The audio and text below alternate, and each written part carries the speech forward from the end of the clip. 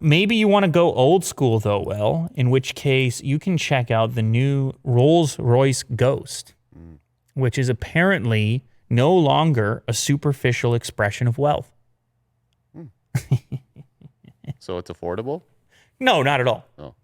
They just said that this is like their minimalist approach. Oh. Nothing too over the top. Although, if you click through the images, I think you'll see that you still got the little tiny lights on the headliner and a Rolls-Royce logo that jumps out and a pretty large grille on the front. And I think people are probably going to recognize that you're wealthy if you drive this. Mm-hmm. I don't know how you're going to get around that. And if you drive this, you will have to be wealthy because the price is like $300,000. Oh. There's 20 LEDs that light up the grille as well.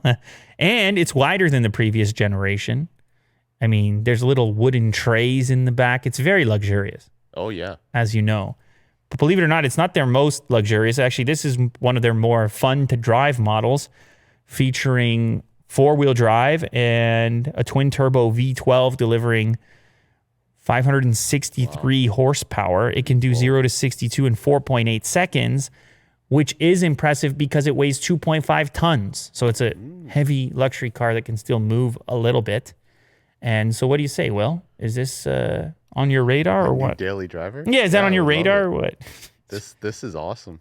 That's great. You're probably still more interested in the Model 3 coming off the assembly line at Gigafactory Shanghai. Yeah, I would take one of those. Okay, all right. You take one of each maybe.